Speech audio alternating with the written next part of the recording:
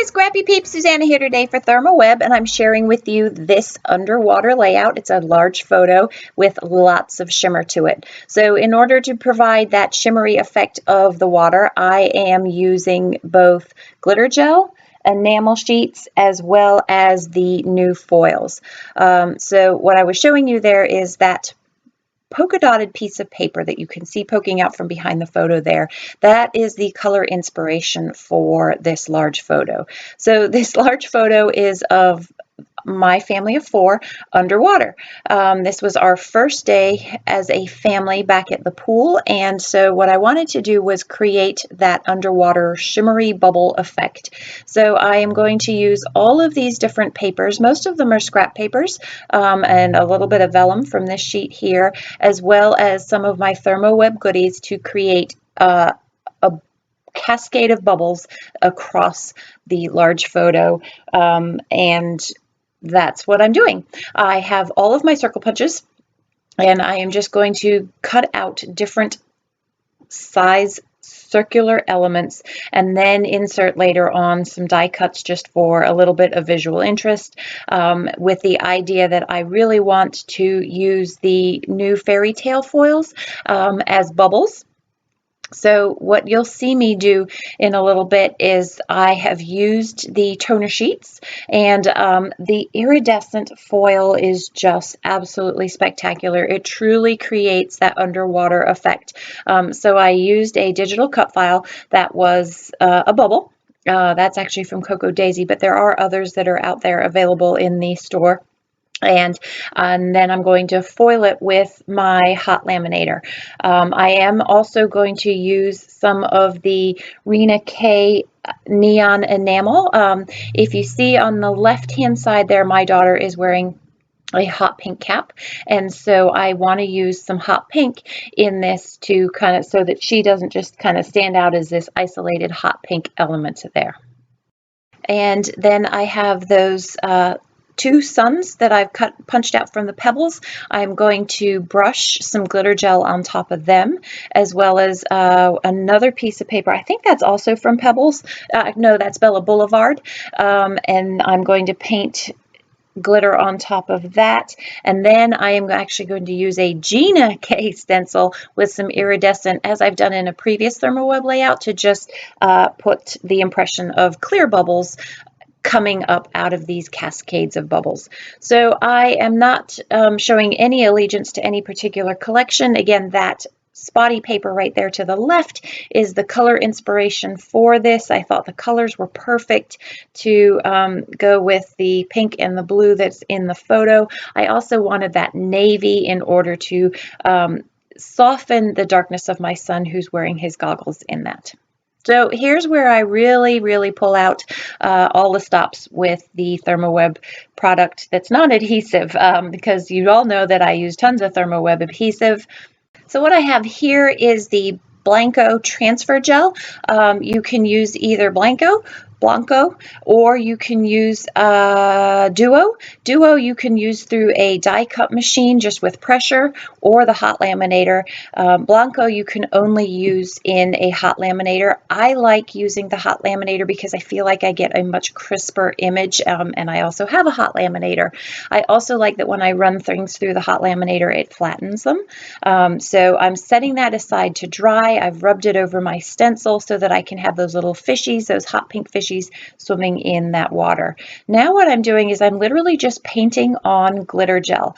I have a fine paintbrush that's dry, and I'm just dipping it in the glitter gel and picking up glitter, but I am kind of cleaning off the brush onto a scrap piece of paper so that I don't get globs of gel, because I really want the detail of this. So it's kind of like just using paint, only it's glitter instead of acrylic.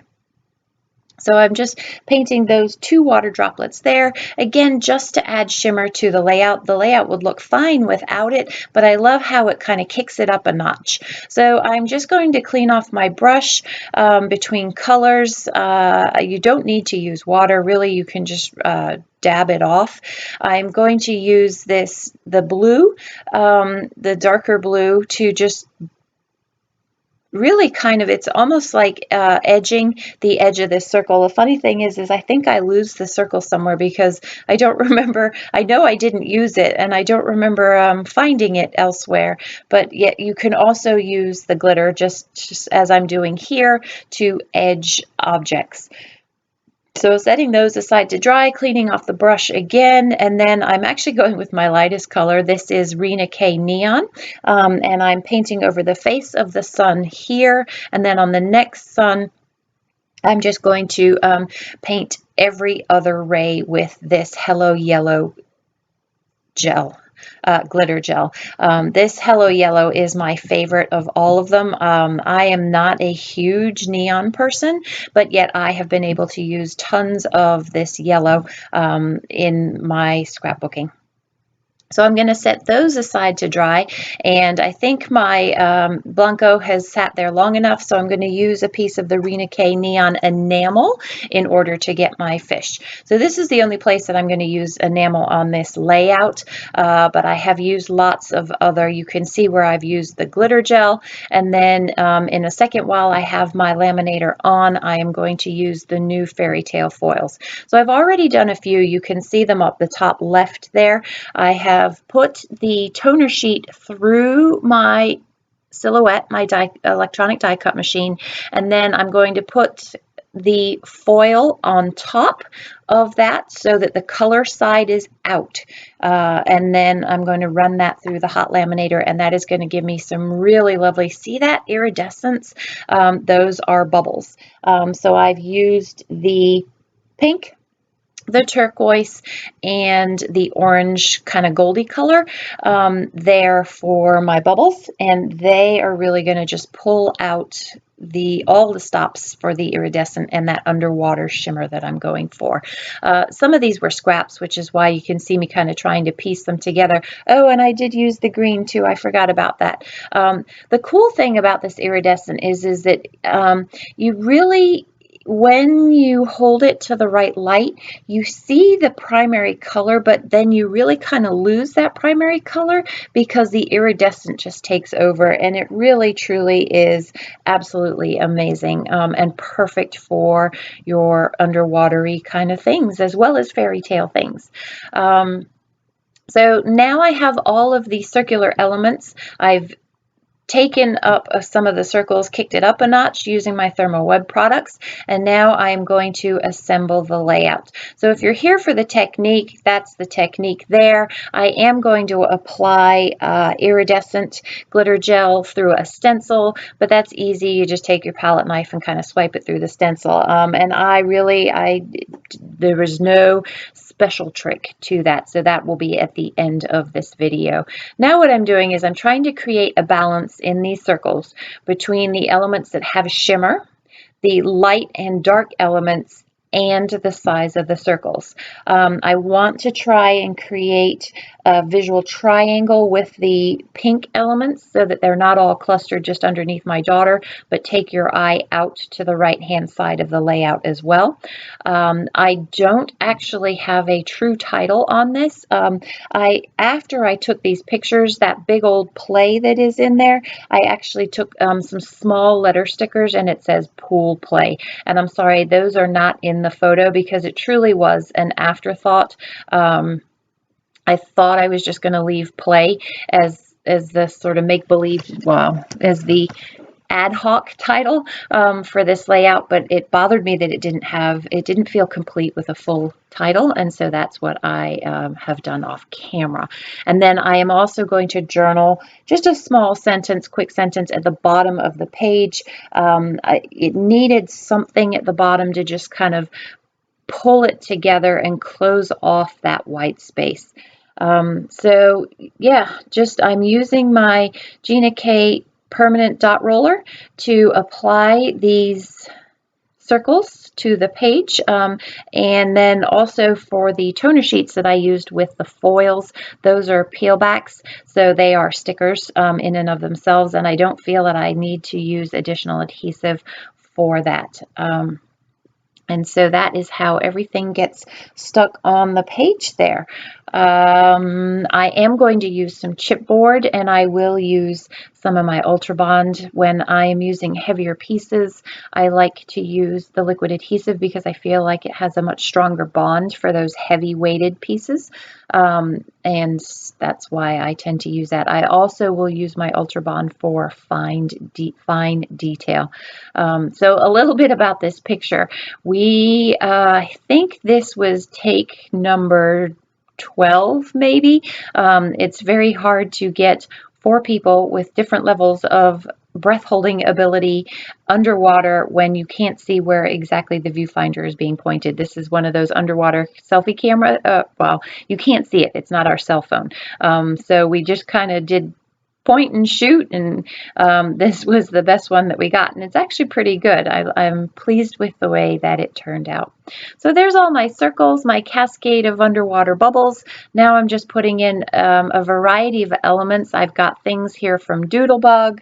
I have things from Simple Stories. I think Echo Park.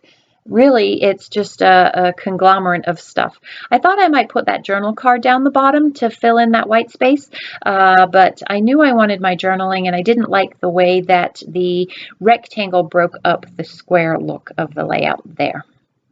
I love the way that the glasses mimic my son's goggles, and that they're dark, and so between his goggles, the sunglasses, and that dark play, you kind of have some balance of dark elements throughout the page.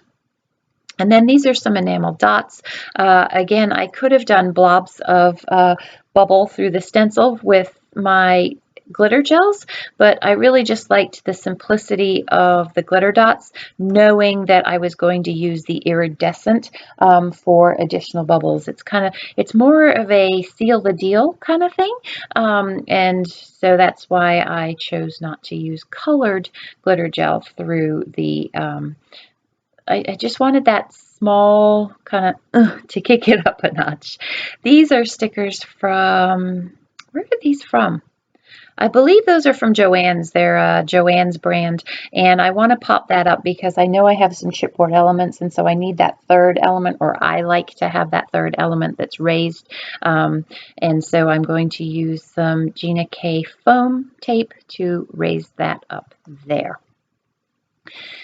And I have there, that's where I want to put my journaling, is to the right of that arrow. I have an arrow in the conglomerate of circles there, and I feel like I need one that goes the other way to draw your eye back in towards the center. So here's my iridescent glitter gel just through a Rina K stencil. Again, I've done this before. This is something I really like to do for that tone on tone, just fine detail.